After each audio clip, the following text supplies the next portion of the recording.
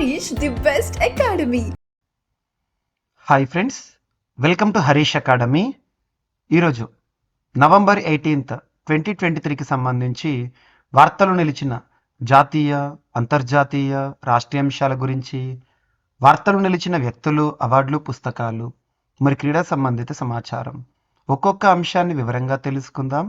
So friends, ఇప్పుడు మనం discuss చేయబోయే టాపిక్ సంబంధించి అభ్యర్థులకు ఎలాంటి సందేహాలు, ఏ డౌట్స్ ఉన్నా కూడా ఈ వీడియో కింద కామెంట్ బాక్స్లో కామెంట్ రూపంలో మీ యొక్క డౌట్ని పోస్ట్ చేయండి. ఖచ్చితంగా మీ యొక్క కామెంట్కి రిప్లై ఇచ్చే ప్రయత్నం చేస్తాను. యాక్చువల్లీ బోర్డు అందుబాటులో లేని కారణంగా ఈరోజు మన కరెంట్ అఫైర్స్ సెషన్ని ఈ విధంగా మీ ముందుకు తీసుకురావడం జరిగింది. అండ్ విదిన్ 2 డేస్లో బోర్డు పైన క్లాసెస్ అనేవి చెప్పడం జరుగుతుంది. అప్పటి వరకు ప్లీజ్ సపోర్ట్ అండ్ కోఆపరేట్. పోటీ పరీక్షలకు ప్రిపేర్ అవుతున్న ప్రతి ఒక్క అభ్యర్థి రానున్న పోటీ పరీక్షలను దృష్టిలో ఉంచుకొని ఏ పోటీ పరీక్షను కానివ్వండి, ఏ స్థాయి పోటీ పరీక్ష అయినా కానివ్వండి, కరెంట్ అఫైర్స్కి ఫస్ట్ ప్రియారిటీ, ఫస్ట్ ప్రిఫరెన్స్ ఇవ్వండి. ఎందుకంటే మీరు జనరల్ స్టడీస్లో స్కోరింగ్ చేయాలనుకుంటే, జనరల్ స్టడీస్ పైన పట్టు సాధించాలంటే కరెంట్ అఫైర్స్ ఒక బూస్టర్లా పనిచేస్తుంది. మీకు తరచూ ఈ సెంటెన్స్ చెప్తున్నాను. సో ఈరోజు నవంబర్ 18th 2023కి సంబంధించి వార్తలు నిలిచిన మొదటి అంశం, ప్రపంచంలోనే మొట్టమొదటి రైఫిల్ ప్రొటెక్షన్ హెల్మెట్. ఒక హెల్మెట్, ముఖ్యంగా సైనికులకు రక్షణ పరంగా ఉద్దేశించిన హెల్మెట్. ప్రత్యేకత ఏంటంటే రైఫిల్ ప్రొటెక్షన్ హెల్మెట్ అంటే తుపాకుల తూటాలను కూడా వాటి నుండి కాపాడే ఒక అధునాతనమైన పరిజ్ఞానంతో కూడిన హెల్మెట్. ఈ హెల్మెట్ పేరు ఏంటంటే కౌరో డోమా 360. ఇటీవల వార్తల్లోకి వచ్చిన కౌరో డోమా 360 హెల్మెట్స్ యొక్క ప్రత్యేకత ఏంటంటే ప్రపంచంలోని మొట్టమొదటి రైఫిల్ ప్రొటెక్షన్ హెల్మెట్. దీన్ని ఎవరు తయారు చేశారంటే మన భారతదేశానికి సంబంధించి కాన్పూర్ కేంద్రంగా పనిచేస్తున్న ఎంకేయు ప్రైవేట్ లిమిటెడ్ వారు, ఎంకేయు లిమిటెడ్ అనే సంస్థ వారు దీన్ని తయారు చేయడం జరిగింది. గుర్తుంచుకోండి, కౌరోడోమా 360 హెల్మెట్స్ ప్రపంచంలోని మొట్టమొదటి రైఫిల్ ప్రొటెక్షన్ హెల్మెట్. మొట్టమొదటి, అతిపెద్ద, అతి చిన్న, అతి పొడవైన, ఇలాంటి ప్రత్యేక పదాలతో కూడిన సమాచారాన్ని ప్రత్యేక అంశాలుగా చూడండి, సూపర్లేటివ్ టాపిక్స్గా చూడండి. ఓకేనా? అండ్ నెక్స్ట్, ఇటీవల నవంబర్ 15th మనందరికీ తెలుసు జనజాతీయ గౌరవ్ దివస్. జనజాతీయ గౌరవ్ దివస్ నవంబర్ 15th జనజాతీయ గౌరవ్ దివస్గా భారత ప్రభుత్వం 2021 సంవత్సరం నుండి నిర్వహిస్తున్నారు, ప్రకటించారు. ఎవరి బర్త్ యానివర్సరీ అంటే బిర్సా ముండా. బిర్సా ముండా గిరిజన పోరాట యోధుడు. 1875 నవంబర్ 15th బిర్సా ముండా గారు జన్మించడం జరిగింది. గిరిజన పోరాటాలు అంటేనే తన పేరు గుర్తొస్తుంది. అలా తన యొక్క జన్మ దినోత్సవాన్ని స్మరిస్తూ ప్రతి ఏటా జనజాతీయ గౌరవ దివస్గా భారత ప్రభుత్వం 2021లో గుర్తించారు. ఫ్రీడమ్ మూమెంట్స్ని మనం ఆ రోజున కమమరేట్ స్మరిస్తూ ఉంటాము. ఆ రోజున ట్రైబల్ లెగసీకి సంబంధించి కొన్ని మ్యూజియంస్ని భారతదేశంలో దేశవ్యాప్తంగా 10 మ్యూజియంస్ని అభివృద్ధికి సంబంధించి ఒక శాంక్షన్ చేశారు. ఆ మ్యూజియంస్ పేర్లు చూడండి, ఎక్కడెక్కడ మ్యూజియంస్ అంటే so Bhagwan Birsa Munda museum Ranchi, tribal museum in Rajpipla, and next tribal museum in Lambasingi, tribal museum in Raipur, tribal museum in Kozhikode, tribal museum in Chhindwara, and tribal museum in Hyderabad, tribal museum in Manipur, tribal museum in Kelshi, and tribal museum in Ponda. ఇవి government sanction 10 tribal museums across India. అందులో 10, ఆ 10 పేర్లు చెప్పాను, ప్రాంతాల పేర్లు చెప్పాను. ఇవన్నీ మీకు ప్రాంతాలు ఏ రాష్ట్రం మీకు ఈజీగా ఐడియా ఉంటుంది. కోజికోడ్ కేరళ, సో ఇలా లంబసింగి ఏపీకి సంబంధించి అలా. ఓకేనా? అండ్ మైగ్రేన్ నొప్పి నివారణకు ఒక కొత్త డివైస్ని తయారు చేస్తూ డాక్టర్ రెడ్డీస్ ల్యాబొరేటరీస్ వారు వార్తల్లోకి వచ్చారు. మైగ్రేన్ తలనొప్పి ఉంటుంది కదా, విపరీతమైన నొప్పి, అది. సో పార్శ్వ నొప్పి మైగ్రేన్ చికిత్సలో ఉపయోగించే వైద్య ఉపకరణాన్ని డాక్టర్ రెడ్డీస్ ల్యాబొరేటరీస్ వారు ఇటీవల విడుదల చేశారు. నెర్వియా అనే ఉపకరణాన్ని మైగ్రేన్ నొప్పి నుంచి అది వచ్చిన గంట లోపు లేదా రోజు మార్చి రోజు మోచేతికి పైన ధరించాలంట. అలా చేస్తే నొప్పి నుంచి బయటపడే అవకాశం ఉంటుందని డాక్టర్ రెడ్డీస్ పేర్కొనడం జరిగింది.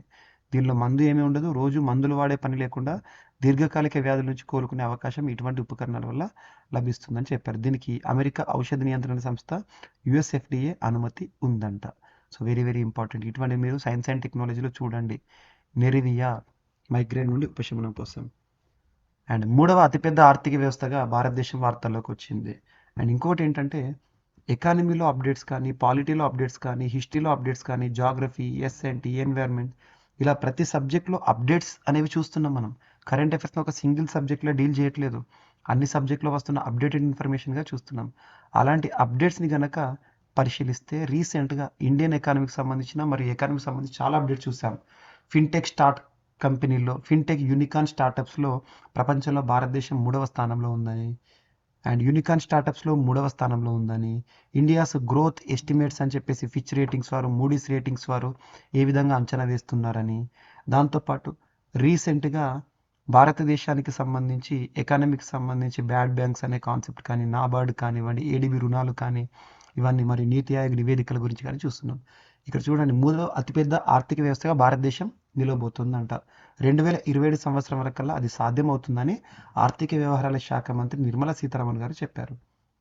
జపాన్, జర్మనీలను అధిగమించి 2027 వరకల్లా ప్రపంచంలోని 3వ అతిపెద్ద ఆర్థిక వ్యవస్థగా భారత్ మారుతుందని ఆర్థిక శాఖ వ్యవహారాల మంత్రి నిర్మలా సీతారామన్ గారు అంచనా వేశారు.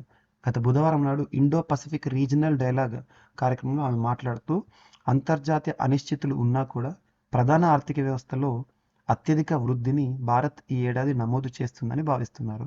అంటే సరైన దిశలో, ఉజ్వల భవిష్యత్తు దిశగా ఆర్థిక వ్యవస్థ పయనిస్తోంది. సాధారణంగా అంచనాల విషయంలో కొంత ఆచితూచి స్పందించే అంతర్జాతీయ ద్రవ్యనిధి కూడా 2027 వరకల్లా 3వ అతిపెద్ద ఆర్థిక వ్యవస్థగా భారత్ మారనుందని పేర్కొంది. 2027 కల్లా మనం ఒక అభివృద్ధి చెందిన దేశంగాను మారే అవకాశం ఉందంట.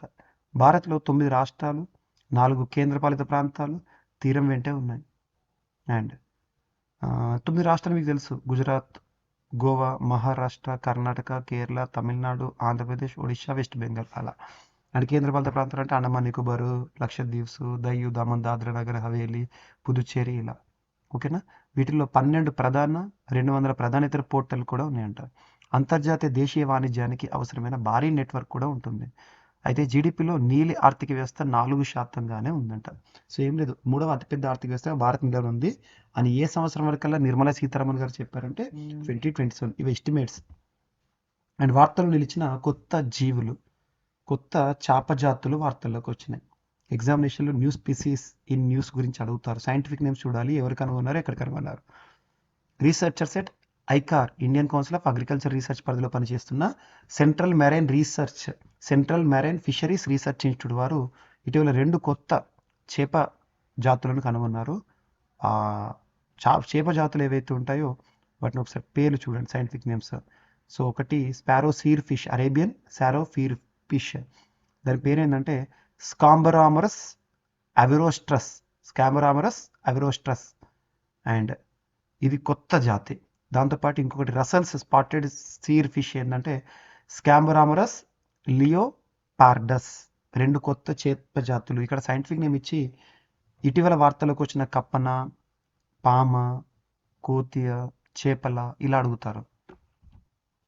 అండ్ న్యూయార్క్ పాఠశాలల్లో ఇక దీపావళి సెలవు అనే అంశం, ఇది మస్తు మనం డిస్కస్ చేసాం. గతంలో పెన్సిల్వేనియా వారు కూడా దీపావళికి సెలవును ప్రకటించారని చెప్పాను.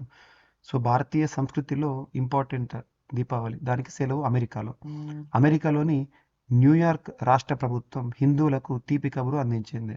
ప్రభుత్వ పాఠశాలలకు దీపావళిని సెలవు దినంగా ప్రకటిస్తూ నిర్ణయం తీసుకుంది. ఈ మేరకు గవర్నర్ కేతి హోచుల్ తాజాగా చట్టంపై సంతకం చేశారు. తద్వారా ఇక నుంచి భారతీయ క్యాలెండర్ ప్రకారం పాఠశాలలు దీపావళి సెలవు ఇవ్వవలసి ఉంటుంది. న్యూయార్క్లో విభిన్న సంస్కృతులకు చెందిన వారు జీవిస్తారు. ఆ భిన్నత్వాన్ని పాఠశాలలో సంబరంగా జరుపుకోవడం ఆనవాయితీ. చైనాపై ఆధారపడకుండా వీలు కల్పించేందుకు ఒక ఒప్పందం భారత్, అమెరికా మధ్య జరిగింది. మరో 12 దేశాల మధ్య కూడా సంతకాలంట. చైనాపై డిపెండెన్స్ ఉండొద్దు. చూడండి, భారత్ వంటి దేశాలు చైనాపై ఆధారపడకుండా వీలు కల్పించేలా ఒక ఒప్పందం జరిగింది. భారత్, అమెరికాతో పాటు మరో 12 IPEFలకు చెందిన సభ్య దేశాలు ఒక సరఫరా వ్యవస్థ బలోపేత ఒప్పందంపై సంతకాలు చేయడమే ఇందుకు కారణం. సరఫరా వ్యవస్థలో అనిశ్చితులు ఎదురైనప్పుడు కీలక రంగాల్లో ఉన్న ఉత్పత్తి కేంద్రాలను సురక్షిత దేశాలకు తరలించడానికి ఈ ఒప్పందం వీలు కల్పిస్తుంది. శాన్ ఫ్రాన్సిస్కోలో జరిగిన Indo Pacific economic framework for prosperity ministerial సమావేశానికి హాజరైన పీయూష్ గోయల్ గారు భారత్ తరఫున సంతకాలు చేశారంట. కరోనా పరిణామాల కాన్సిక్వెన్స్ సమయంలో అంతర్జాతీయ సరఫరా వ్యవస్థకు తీవ్ర అంతరాయం ఏర్పడిందంట. ఔషధ, ముడి పదార్థాల వంటి వివిధ ఉత్పత్తుల కోసం పలు దేశాలు చైనా పైన ఆధారపడినాయి. తాజా ఒప్పందం వల్ల చైనాపై ఆధారపడడం తగ్గడంతో పాటు సరఫరా వ్యవస్థ వికేంద్రీకరణ కావడం, సులభంగా పెట్టుబడుల సేకరణ అనేది జరుగుతుందని చెప్పడం జరిగింది. అంకురాల మధ్య స్టార్టప్స్ మధ్య సహకారం కోసం భారత్, అమెరికా మధ్య కుదిరిన ఒప్పందం. ఇటీవల అంకుర సంస్థల మధ్య లేదా అంకురాల మధ్య సహకారాన్ని పెంపొందించడం ద్వారా వినూత్నతను అంటే ఇన్నోవేషన్స్ని ప్రోత్సహించేందుకు భారత్, అమెరికా దేశాల మధ్య ఒప్పందం కుదిరింది.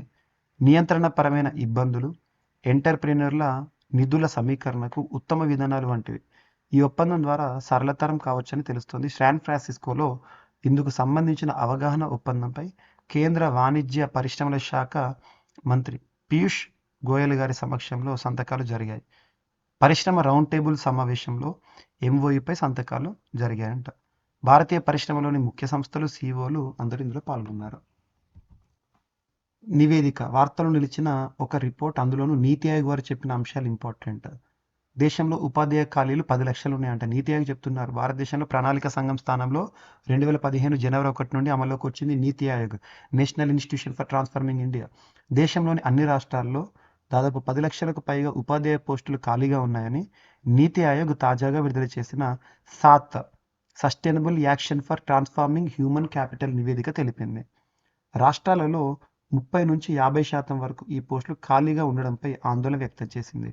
ఈ కొరతను నివారించడానికి అదనపు టీచర్ క్యాడర్ సృష్టించి పెద్ద ఎత్తున ఖాళీల భర్తీని చేపట్టాలని పేర్కొన్నారు. దేశంలో టీచర్ల కొరత ఉంది. దీనికి తోడు ఉన్న టీచర్లను సమపద్ధతిలో పంపిణీ చేయలేదు. గుర్తుంచుకోండి. గ్రామీణ ప్రాంతాల్లో ఎక్కువ ఖాళీలు ఉన్నాయంట. ఇంత భారీ ఖాళీలతో ఉన్నత ఫలితాలు సాధించలేమని చెప్పేసి చెప్పారు. అండ్ ప్రాథమికోన్నత పాఠశాలలో 2 నుండి 5 లక్షల మందికి సరైన శిక్షణ లేదంట. అండ్ ఈ నివేదికలు ఏవైతే కొన్ని కాన్సెప్ట్స్ ఇంపార్టెంట్ కాన్సెప్ట్ మీకు ఓరల్గా ఎక్స్ప్లెయిన్ చేస్తున్నాను. ఇటువంటి నివేదికలను మీకు నేను నా వాట్సాప్ ఛానల్లో పోస్ట్ చేస్తున్నాను. మీరు వాట్సాప్ ఛానల్ కోసం ప్రవీణ్ సార్ క్లాసెస్ యూట్యూబ్ ఛానల్లో కింద డిస్క్రిప్షన్ లేదా కామెంట్లో చూడండి. ఏ వీడియో అయినా, ఏ రీసెంట్ కమ్యూనిటీ పోస్ట్ అయినా మీకు అక్కడ లింక్ ఉంటుంది. లింక్ క్లిక్ చేయండి, డైరెక్ట్గా వాట్సాప్లోకి ఎంటర్ అవ్వచ్చు. అండ్ అవయవదానంలో అతివల ఔదార్యం నొట్టో ర్యాంకింగ్స్ పైన రాష్ట్ర స్థాయి పోటీ పరీక్షల క్వశ్చన్స్ అడుగుతారు. లాస్ట్ ఇయర్ తెలంగాణ రాష్ట్రంలో రద్దయిన గ్రూప్ 1 ఎగ్జామినేషన్ కూడా అడిగారు. దాతల్లో 80% మంది మహిళలు అంట. గ్రహీతల్లో 80% మంది పురుషులు.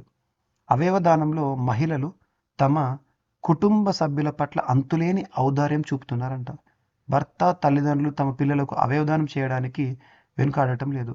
అయితే ఇదే విధమైన స్పందన మహిళల విషయంలో కుటుంబంలోని ఇతర సభ్యుల నుంచి ఉండటం లేదని, మన దేశంలో అవయవదానంలో లింగ అసమానతలు తీవ్ర స్థాయిలో ఉన్నాయని ఒక అధ్యయనం చేర్పింది.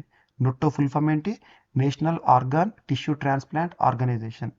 గణాంకాలు ఊటంకిస్తూ అవయవదానం చేస్తున్న వారిలో 80% మంది మహిళలైతే గ్రహీతల్లో 80% మంది పురుషులు ఉన్నారంట. మన భారతదేశంలో 1995 నుంచి 2021 వరకు మొత్తం 36,640 అవయవ మార్పిడి ఆపరేషన్లు జరిగాయి. ఇందులో 29,000 మంది గ్రహీతలు పురుషులు కాగా మహిళలు 6,945 మంది. సగటున 5 శస్త్రచికిత్సల్లో ఒక దాంట్లో మాత్రమే మహిళ గ్రహీతలుగా ఉంటున్నారంట. And innovation led growth. భారతదేశంలో పేటెంట్స్కి సంబంధించి మార్పు ఎలా జరుగుతుంది? పేటెంట్ అంటే మన ఇన్నోవేషన్స్, మనం ఏదైనా సృష్టించినప్పుడు దానికి వచ్చే మేధో సంపత్తి హక్కు. అటువంటి పేటెంట్స్ 2013-14 ఆర్థిక సంవత్సరంలో 4,227 ఉంటే భారతదేశంలో, ఇప్పుడు 2023-24 నవంబర్ 15 వరకు గణాంకాలు చూస్తే ఈ ఆర్థిక సంవత్సరంలో 41,010 పేటెంట్స్ ఉన్నాయంట భారతదేశంలో. పేటెంట్స్. సో మేధో సంపత్తి హక్కులు పెరుగుదల ఎలా నమోదైందని. అండ్ ఇటీవల వార్తల్లోకి వచ్చిన ఒక వ్యక్తి మరణిస్తూ వార్తల్లోకి వచ్చారు. సో తను ఒబెరాయ్ పేరు గుర్తుంచుకోండి. పద్మవిభూషణ్ పురస్కార గ్రహీత పిఆర్ఎస్ ఒబెరాయ్ ఇటీవల మరణిస్తూ వార్తల్లోకి వచ్చారు. So Prithviraj Singh Oberoi, chairman of Oberoi group, తను ఇటీవల అనారోగ్య సమస్యలు, వృద్ధాప్య సమస్యల కారణంగా మరణిస్తూ వార్తలకు వచ్చారు. డోయన్ ఆఫ్ ఇండియన్ హాస్పిటాలిటీ అంటారు దానిని. ఇండియన్ హాస్పిటాలిటీ రంగంలో తనకంటూ ప్రత్యేక గుర్తింపు ఉంది. ఓకేనా?